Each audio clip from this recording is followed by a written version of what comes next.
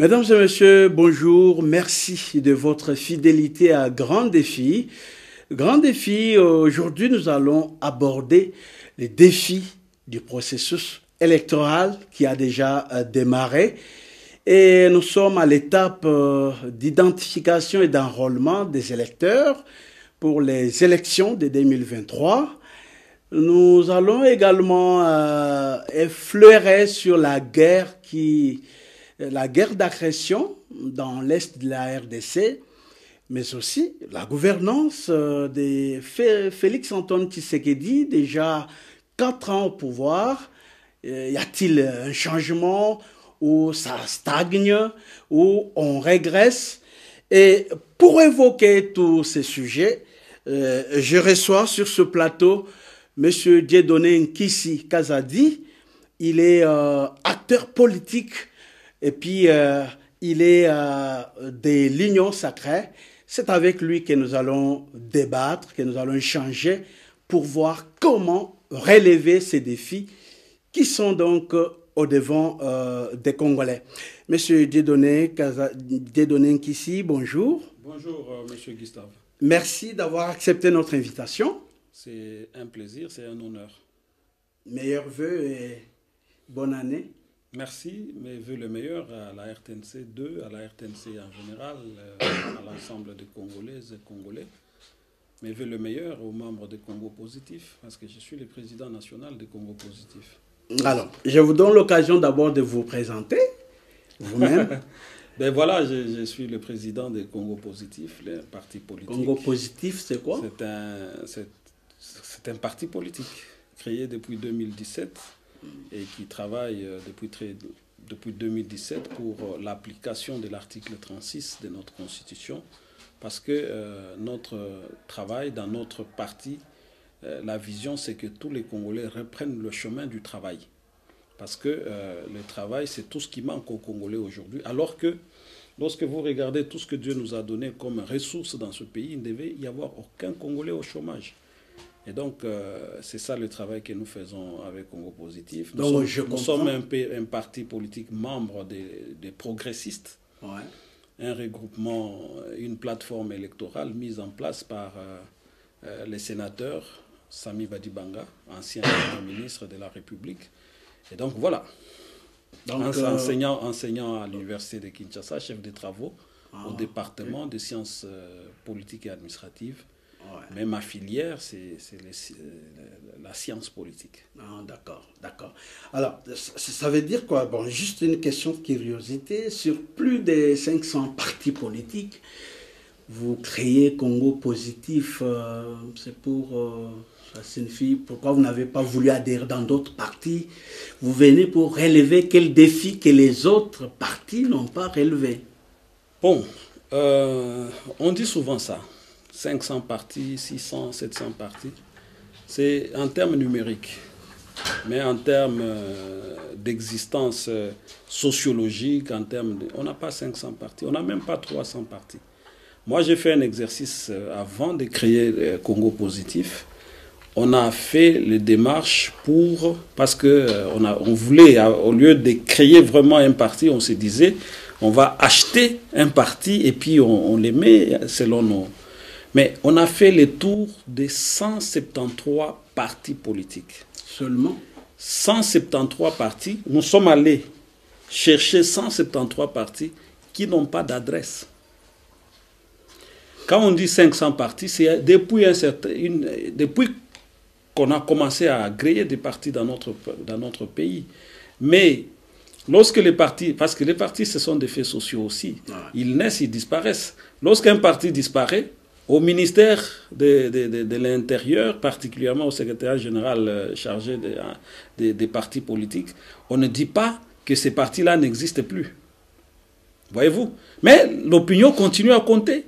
Donc, ce qui fait que nous, de Congo Positif, on s'inscrit en faux avec ces comptages-là, parce que c'est juste un comptage numérique qui ne traduit pas. Alors, vous venez relever quel défi? Les défis, je viens de vous le dire, nous voulons relever les défis de l'emploi, les défis du travail. Parce que les messages que le bon Dieu nous donne, à nous les Congolais, lorsqu'il nous donne un pays comme le nôtre, 2 345 000 km², autant de ressources du sol et du sous-sol qu'on appelle les richesses. Toutes ces choses-là, ça nous appelle à une seule chose, au travail, pour exploiter. Mais aujourd'hui, nos ressources, tout ce que nous avons comme ressources, et le bon Dieu a ajouté à ces ressources, il nous a ajouté du soleil. Il nous a ajouté, il ajoute du soleil parce qu'il nous a ajouté de la pluie. Parce qu'il y a des pays qui n'ont pas de la pluie. Il y a des pays où on voit rarement le soleil. Or, ce sont deux choses qui vous permettent de faire éclore vos semences, ainsi de suite. Alors, tout cela, lorsque vous les regardez, le message du bon Dieu, en nous donnant tout ça, tout ce que nous avons comme richesse, y compris les hommes, c'est pour que nous puissions travailler. Et lorsque vous lisez l'article 36 de notre Constitution, vous allez voir que c'est écrit que le travail est un droit et un devoir sacré pour chaque Congolais. Mais c'est les droits les plus ignorés. Lorsque nous parlons de l'article 36 de notre Constitution, vous allez vous rendre compte que c'est à peine que les Congolais en parlent. C'est à peine que les organisations des droits de l'homme en font un combat pour dire que le travail, c'est un droit pour un Congolais et un devoir sacré. Vous savez, c'est par le travail que nous apportons du nôtre à notre pays. Par notre travail, par votre savoir-faire. Mais lorsque le pays ne nous met pas dans les conditions où chacun doit apporter quelque chose par le travail, là, il y a un problème. Donc, l'idéologie du Congo positif, c'est le travail. Le travail. Rien que le travail. Le travail. Parce que le travail, tel que Dieu l'a imaginé, c'est la première valeur. Tu mangeras à la sueur de ton front, pas à la sueur du voisin, pas à la sueur du front des Namibiens qui font les Thompson et qui nous envoient à nous pour consommer. On doit cesser de manger à la sueur des Thaïlandais qui envoient les riz ici. On doit cesser de manger à la sueur des Zambiens qui envoient la farine de maïs dans le Katanga.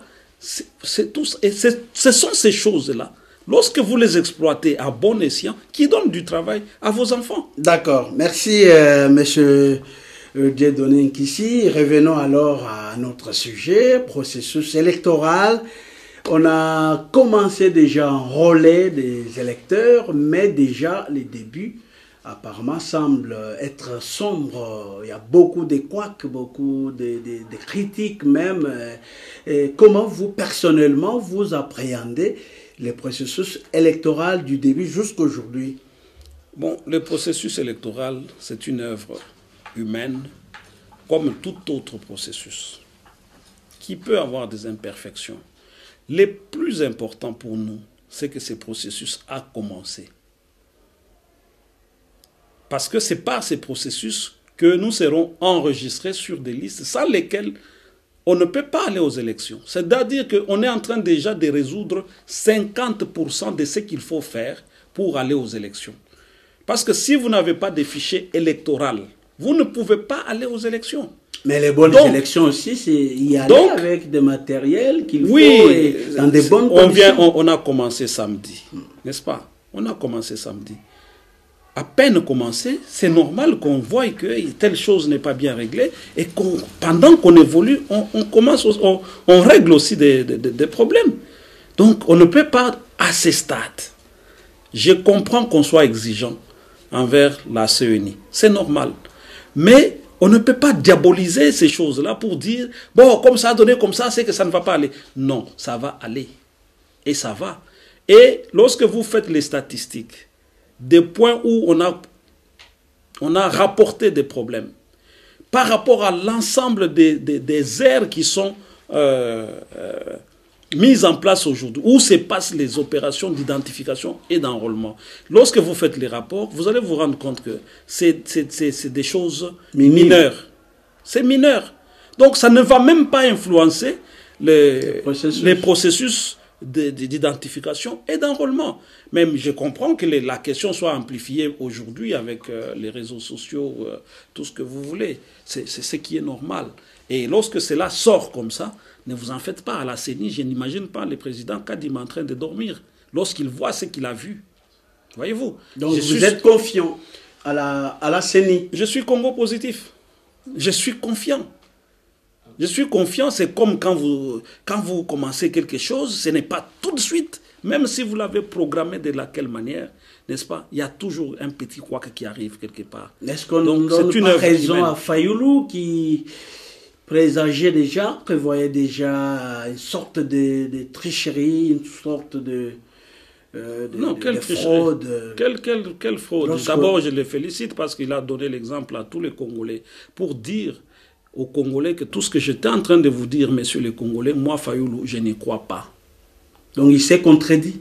Non, il ne s'est pas contredit. Il a dit maintenant la vérité en acte aux Congolais. Il leur a dit non, je pars m'enrôler, vous aussi, venez vous enrôler parce qu'il y aura élection. Parce que vous n'allez pas prendre à son niveau, il ne va pas prendre une carte d'électeur s'il sait que le processus électoral n'est pas bon. S'il sait que le processus électoral est biaisé, s'il sait qu'à la CENI, il n'y a pas de gens qu'il faut pour organiser ces élections. Donc, vous savez, parfois, nos actes parlent mieux et parlent le plus souvent mieux que nos paroles. Donc, moi, je félicite l'honorable Martin Fayoulou pour cet exemple qu'il nous donne par l'acte. Et donc, aujourd'hui, le président Fayoulou, moi, je ne l'écouterai plus jamais par la parole. Parce que j'ai deux choses. En 2018, n'est-ce pas, ouais, il avait dit tout ce qu'il avait dit sur la machine à voter. Mais je l'ai vu aller voter. Aujourd'hui, il a dit tout ce qu'il a dit de la CENI, tout ce qu'il a réclamé sur la CENI. Mais après, je l'ai vu aller parmi les premières personnes à aller prendre sa carte d'électeur. Donc, à partir de ces jours-là, j'ai appris à ne plus jamais écouter, croire à ses paroles, croire en les paroles de l'honorable Martin Fayoulou, mais plutôt ses actes, de les croire dans ses actes, de l'attendre dans ses actes. Mais à peine, et je remarque que c'est un véritable citoyen. Comment ça? Parce qu'il respecte les institutions, il respecte ce qui est mis en place par son pays. Vous voulez qu'il rejoigne l'Union sacrée ou comment? Bon, vous savez, l'Union sacrée dont on parle, le président de la République, Félix Antoine Tshisekedi Tshilombo, l'a lui-même défini. Lui qui l'a créé, il l'a aussi défini. Il était dans une émission avec une radio réputée de la place, à Goma. Quand on lui a posé la question sur l'Union sacrée, il a dit que c'était une vision.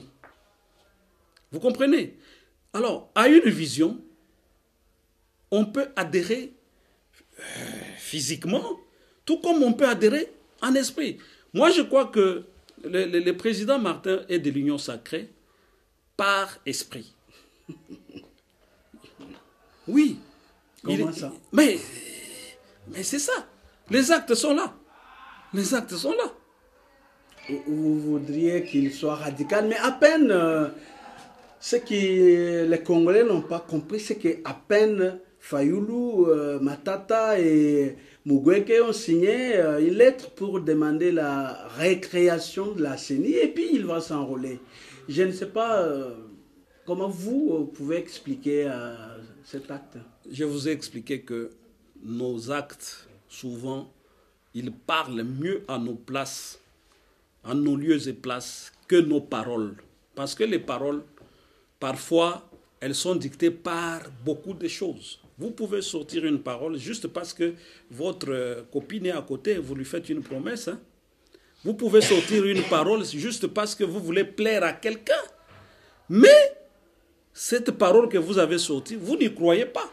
Mais lorsque maintenant, il est temps de poser l'acte, parce que l'acte que le président Fayoulou a posé, c'est l'acte qui montre qu'il croit à 100% en ce processus électoral. Il n'y a plus de doute possible.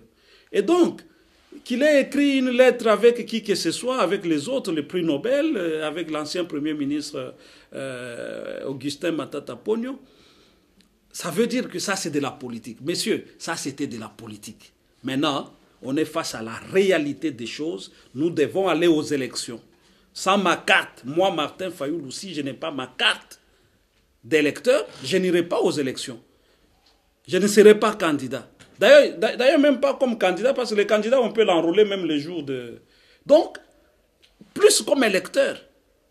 Donc, c'est pour dire à ces électeurs, allez prendre Nous croyons en ce processus. Ne suivez pas les restes là. C'est pour la politique, c'est pour amuser la galerie, c'est pour autre chose. Donc, et même là, même les présidents, l'ancien Premier ministre et les prix Nobel ont une leçon qui leur est administrée par... Ils doivent aller vite prendre leur carte. Ils doivent prendre rapidement qu'ils aillent prendre leur carte. Alors, tout à l'heure, Fayoulou demandait que la CENI puisse ajouter un mois parce que un mois seulement pour enrôler les électeurs, ça ne suffit pas. Non, les temps suffisent. Les calculs trouvaient qu'on va enrôler 50 millions, plus de 50 millions d'électeurs dans un mois, avec tout ce qu'il y a comme... vous savez, comme panne technique déjà au début. Vous savez, le problème que nous avons dans ce pays, c'est que nous avons réussi à minimiser le travail d'experts. Tout le monde est expert ici. La CENI, c'est celle à qui vous, moi et tous les Congolais, on a désigné comme la personne qui, dans ce pays ici, doit organiser les élections. Ça veut dire que lorsque la CENI a parlé, vous, moi et d'autres, nous devons apprendre à nous taire. N'est-ce pas?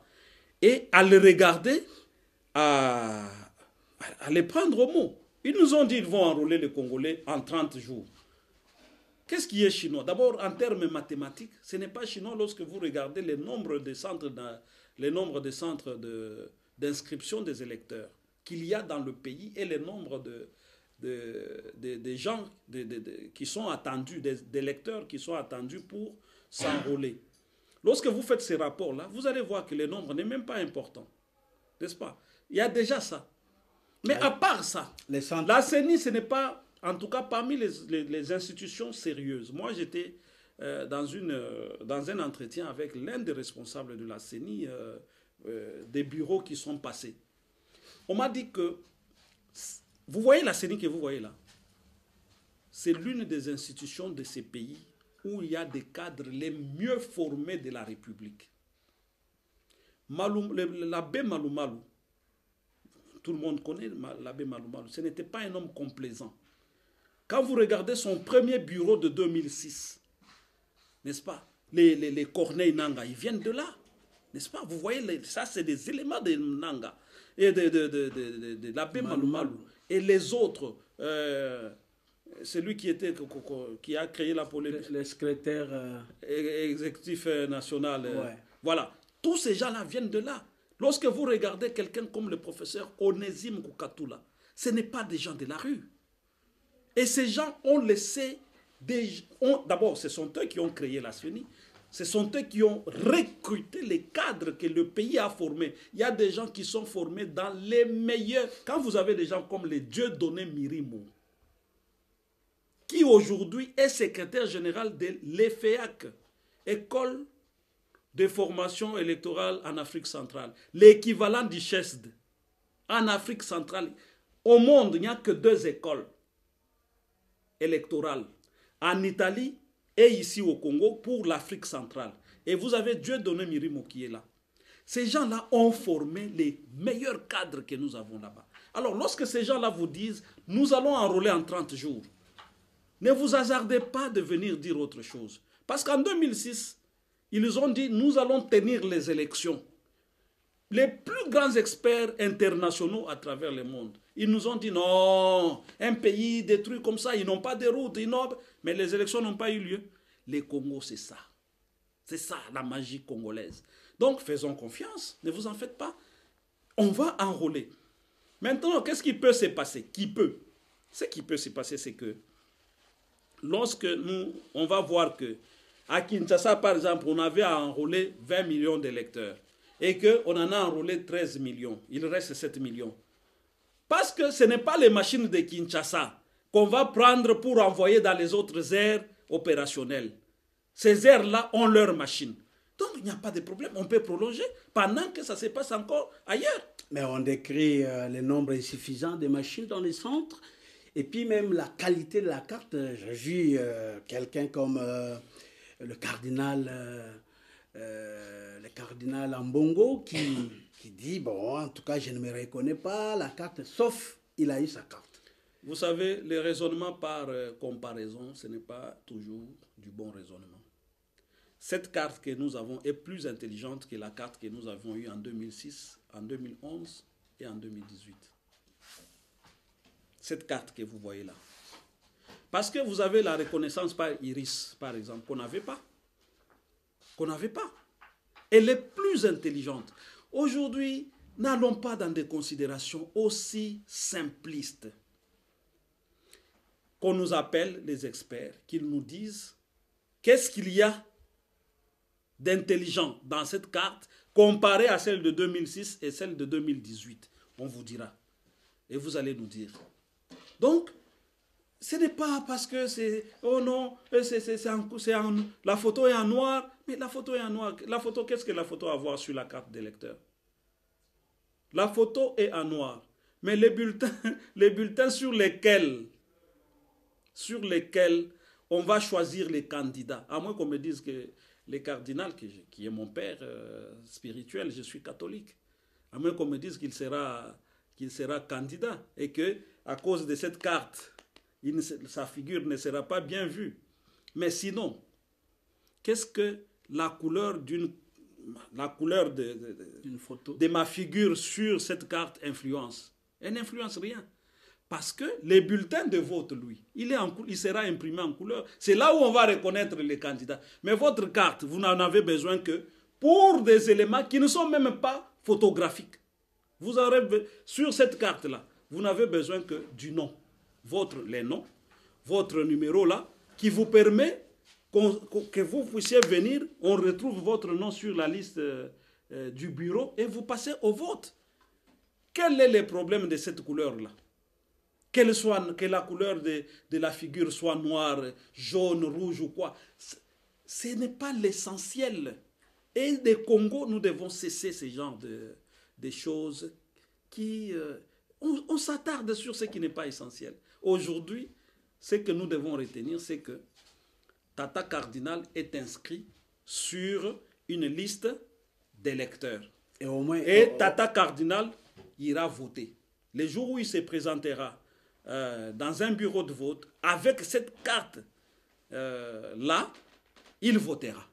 C'est-à-dire que lui aussi, comme Fayoulou, lorsqu'il s'enrôle, voulait dire qu'il accorde aussi de crédit à ce processus. Voilà le plus essentiel. C'est ce que l'opinion devait retenir, même les journalistes qui ont posé les questions. C'est ça la question. Ça veut dire qu'aujourd'hui, moi comme catholique, lorsque je vois mon père spirituel aller s'enrôler, ça veut dire qu'il me dit, moi aussi et tous les miens, allons nous enrôler parce qu'il y aura élection. Voilà, il y aura élection, mais avec des candidats qui se sont déjà prononcés comme Matata, comme Katumbi, comme Mukwege, Fayoulou. Est-ce que Félix va faire face à ce candidat potentiel et est-ce qu'il aura gain de cause? Bon, ça c'est un débat. C'est un débat. J'aurais bien voulu que nous fassions ces débats lorsque la CENI va nous dire. Parce que ceux qui ont dit là, ceux que vous citez, ils ont exprimé leur ambition, n'est-ce pas? Moi, je vais devenir candidat. Mais c'est lui qui va dire les derniers mots. C'est lui qui dira aux Congolais que tel est candidat, tel n'est pas candidat. Même s'il le veut, c'est la CENI. C'est la CENI. Donc, et même lorsque vous déposez votre candidature, n'est-ce pas? La CENI l'a reçu. La CENI a publié que vous êtes candidat. Vous n'êtes pas sorti de l'auberge. Parce que on peut contester votre candidature. On peut introduire une requête pour faire annuler votre candidature aussi. Ça veut dire donc, que vous voulez refuser la candidature de Katumbi? Non, ce n'est pas ce que je dis. Je ne dis pas que Pourquoi vous citez seulement Katumbi? Non, mais parce qu'il il fait trop de bruit, il est candidat, qu'il fasse des bruits. Voilà pourquoi il ne faut pas faire... Voilà pourquoi il faut lui donner des conseils de ne pas faire de bruit. Parce que autour de cette candidature, l'univers, le monde entier sait qu'il y a des problèmes. Il y a des choses qu'il doit justifier. avant que la CENI ne puisse dire qu'il est candidat. Parce que si la CENI ne le dit pas, en tout cas, ça sera un tribunal qui va le dire. Si jamais il est contesté. Parce que la loi prévoit qu'un candidat soit contesté. N'est-ce pas? La loi prévoit ça.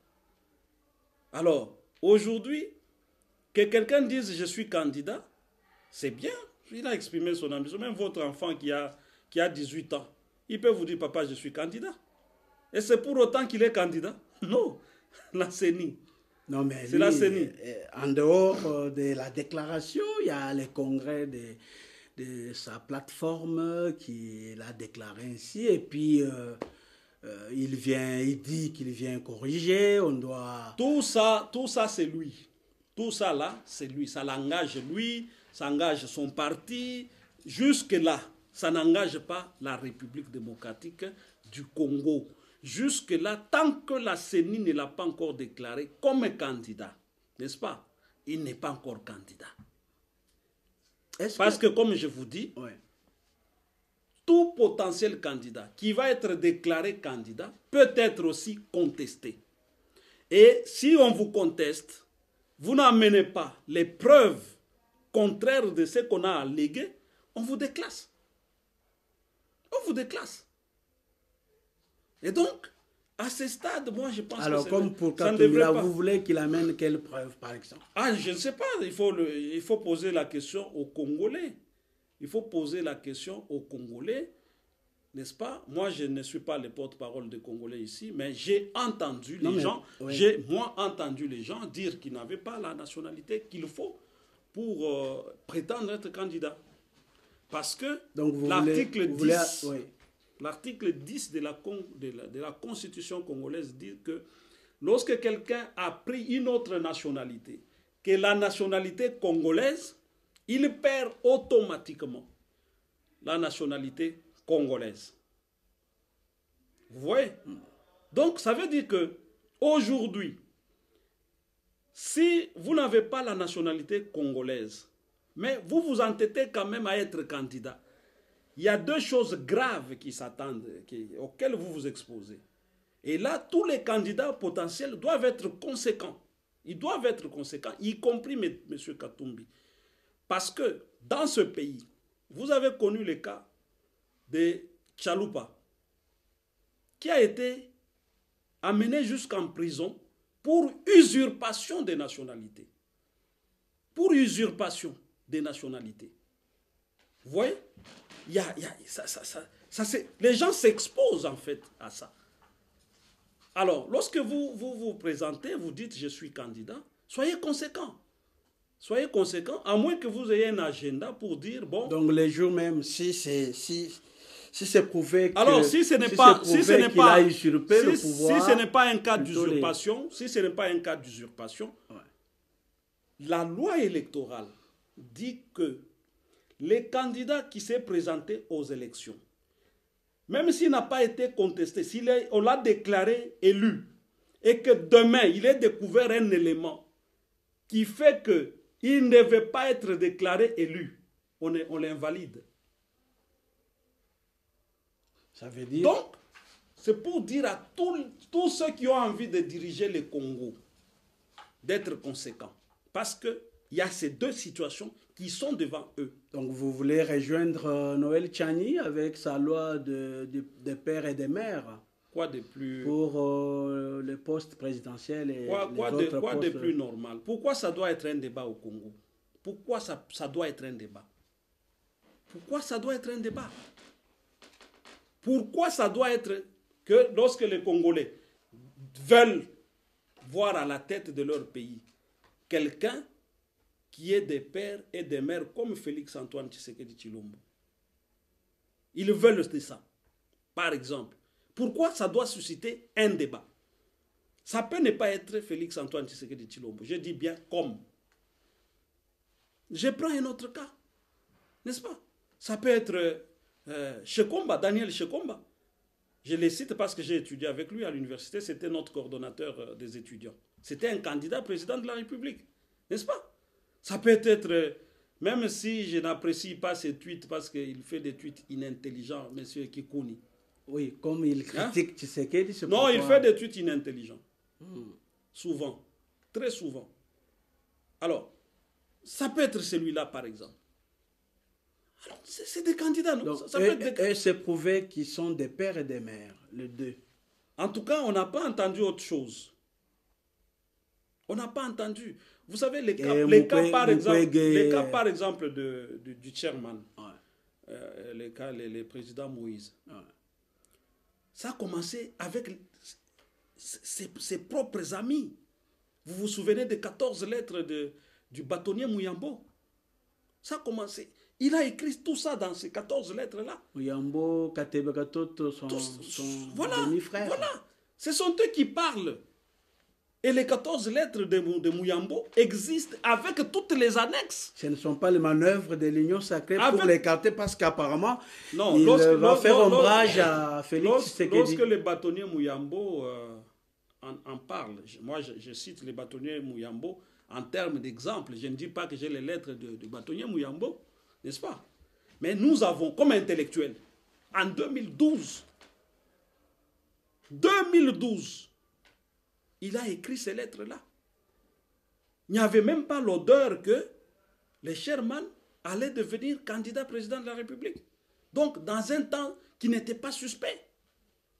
Et comment vous voulez que les Congolais qui ont lu tout ça puissent minimiser toutes ces choses-là pour nous faire croire à autre chose? Mais quelqu'un qui a gouverné, alors, de toute façon, qui a gouverné, il était gouverneur. Mais vous pouvez avoir gouverné Katanga, comme par usurpation. Vous pouvez avoir gouverné par usurpation. Donc pour cela, comme Kokonyang le dit, il faut le poursuivre. En tout cas, l'attitude normale, dans un état normal, c'est la poursuite. C'est d'engager des poursuites. Et pourquoi on ne le fait pas? Bon, peut-être que les gens attendent le moment. Vous savez, en politique, les gens n'agissent pas n'importe. Les gens calculent. Lorsque vous voulez diriger les gens, serrez les ceintures, hein. Serrer la ceinture. Parce qu'on porte une seule ceinture, sauf peut-être la ceinture de la montre. Donc, vous comprenez. Alors, vous avez évoqué la loi Tchani. Vous savez que cette loi-là, on peut ne pas la voter. On n'a même plus besoin qu'elle soit votée aujourd'hui. Parce qu'elle est dans vous. Pourquoi vous en parlez ici, dans cette émission? Parce qu'elle est dans votre tête. Elle est déjà ancrée dans les têtes des Congolais authentiques. Ça veut dire que 2023, il n'y aura pas de blague. Avec tout ce que nous voyons ici, avec tout ce que les Congolais ont subi, n'est-ce pas? Je ne pense pas que ça sera encore... Il y aura un Congolais qui va s'hasarder de pointer, de voter un candidat sur qui pèserait un quelconque doute sur la nationalité. Vraiment aujourd'hui, si je suis politicien et que j'ai des ambitions, s'il y a une chose que je dois faire aujourd'hui, c'est de faire en sorte qu'il n'y ait pas un débat autour de moi sur ma nationalité. Parce que les Congolais sont devenus allergiques.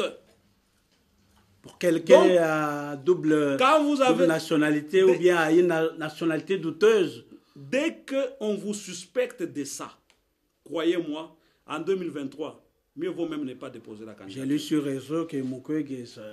Bon, je ne sais pas, j'ai lu comme vous, mais je ne peux pas me prononcer sur les prix Nobel. Je ne peux pas. Pourquoi? Je ne peux pas, je n'ai pas d'éléments. Il est candidat comme les autres. Je n'ai pas d'éléments, comme je vous cite les exemples. Mais je vous dis, il y a eu 14 lettres. Vous, de l'Union sacrée, vous vous êtes arrangé pour vous attaquer aux candidats qui pourront faire ombrage au président Félix Tshisekedi. Non, moi je ne pense pas que vous m'avez appelé ici comme Union sacrée. Vous m'avez appelé comme Dieudonné Kishi. Je me suis présenté comme le président de mon parti politique. N'est-ce pas? Vous faites quand même partie de l'Union sacrée. Je suis citoyen congolais. Ouais. Que tel candidat et tel potentiel candidat voudrait diriger. Vous comprenez? Donc j'ai le droit de me prononcer. J'ai le droit comme citoyen de dire non, un type qui est chauve ne peut pas me diriger. Un type qui est ceci, n'est-ce pas? Un type qui est... Quand je dis chauve, je n'ai rien contre les chauves. C'est des exemples que je donne. Je peux dire, non, celui qui a les yeux roux ne doit pas me diriger. Celui qui a les... Qui n'a pas les teints congolais. Vraiment non, congolais. Non, les Congolais de tous les temps existent. Les Congolais blancs existent. N'est-ce pas? Les Congolais blancs existent, donc les Congolais métis existent, les Congolais noirs existent, ça c'est pas un problème. Ceux qui ont opté pour la nationalité congolaise. Oui, ça existe. Mais qui ne peuvent pas espérer briguer à la magistrature suprême, c'est ce que vous voulez dire. Mais bien sûr. Ça, croyez-moi, c'est dans nos... J'ai fait une émission une fois avec une fille, jeune fille vraiment qui est caméra woman. Je lui ai posé la question, parce que la question m'a été posée sur la loi Tchani. J'ai demandé à la caméraman, comme je pourrais peut-être demander aussi à notre maman camérawoman qui est là. Elle, les jours-là, il y a un Congolais de père et de mère, il y a un Congolais qui n'est pas de père et de mère. Elle va voter qui? La camérawoman m'a dit, je vais voter un Congolais de père et de mère. Donc, ce n'est plus un débat aujourd'hui. Maintenant, il faut seulement, même si c'est un candidat déclaré, sont retenus par la CENI, il leur reste de faire les calculs pour savoir les Congolais des pères et des mères sont combien au Congo qui vont voter pour s'affronter aux Congolais qui ne sont pas des pères et des mères pour gagner, pour espérer gagner. Nous parlons processus électoral. Parce que c'est ça qui va déterminer l'élection de 2023. Ouais. Ne vous en faites pas, ce n'est pas ces histoires, je vais sauver le Congo. Il n'y a pas un homme providentiel. Parce que avant même de pouvoir aller à l'élection, le Seigneur peut faire que l'élection ne puisse même pas avoir lieu. Le Seigneur peut faire que quelqu'un, n'est-ce pas? Tout ça. Donc, il n'y a pas un homme providentiel. Voilà. Ça n'existe pas. Et le Congo n'a pas besoin d'un homme providentiel. Le Congo, c'est lui qui va sauver le Congo. Ce n'est pas un homme. Celui qui va sauver le Congo, c'est le peuple. Voilà pourquoi je vous dis, des pères et des mères, c'est déjà dans la tête des Congolais. C'est dans les cœurs des Congolais. Et ils attendent les jours-là pour en finir. Voilà. Mais le processus électoral, le souhait, c'est que tous les Congolais puissent d'abord s'enrôler puis aller voter, mais à l'est, dans l'est de la RDC, il y a encore les bottes, il y a encore du bruit. Et le président de la République s'est vraiment employé sur le plan politique, diplomatique, militaire, mais apparemment, il n'y a pas une lueur d'espoir. C'est aussi votre point de vue, M. Ngissi. Il n'y a pas une lueur d'espoir. Il y a encore les M23 qui s'est fait parler. Il y a les ADF qui dérangent. Vous me donnez envie de dormir. Il y a M23. D'abord, ça n'existe pas.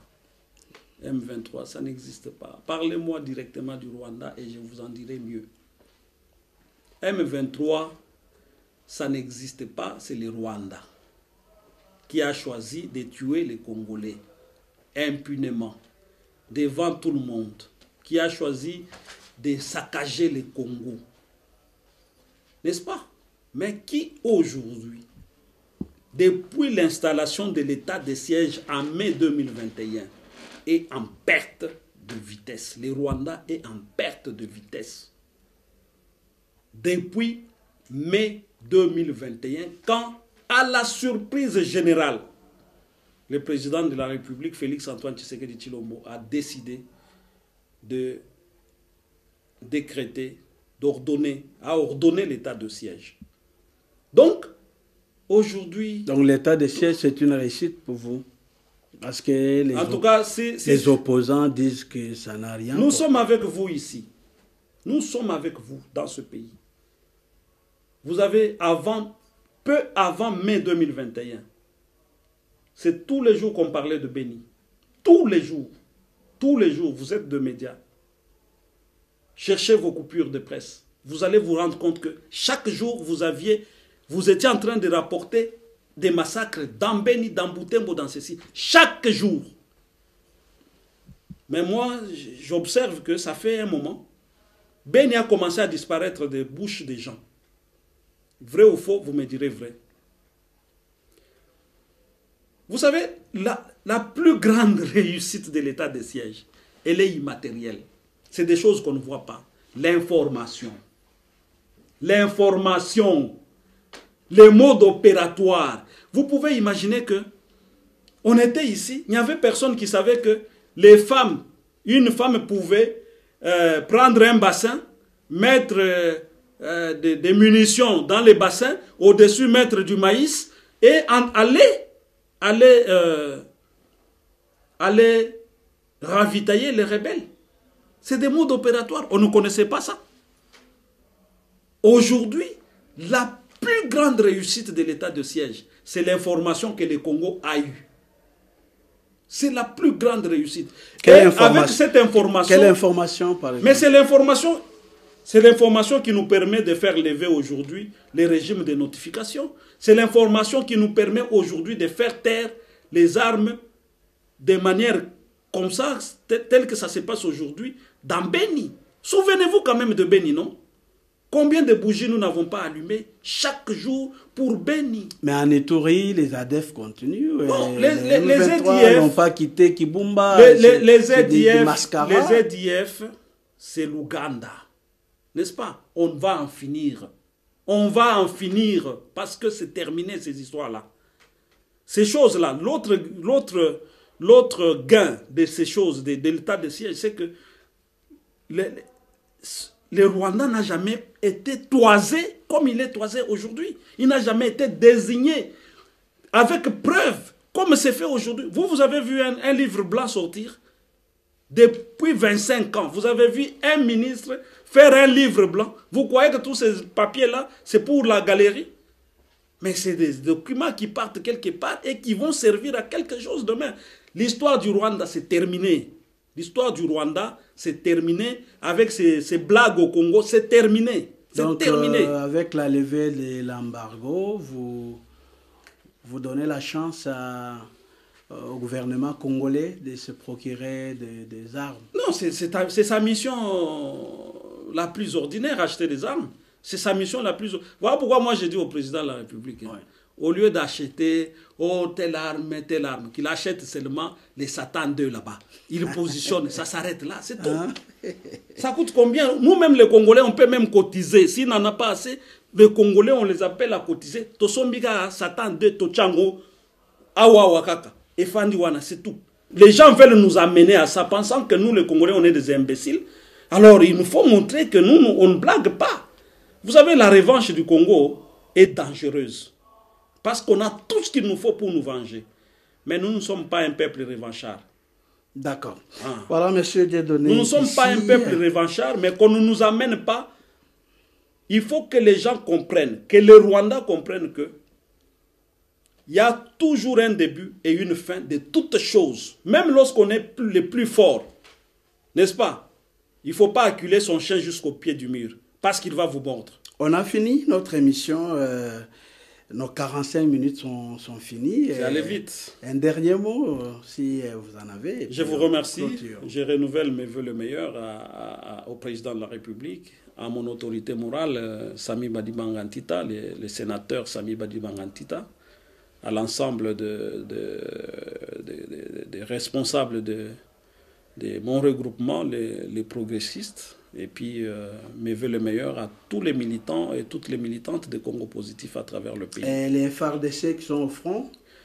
Ils ont les encouragements. Ils sont meilleurs. L'appui des Congo Positif. Ils ont toujours l'appui de Congo Positif. S'il y a un seul parti qui soutient les FARDC aujourd'hui, parce qu'il en va de notre honneur. Et les FARDC, c'est notre force.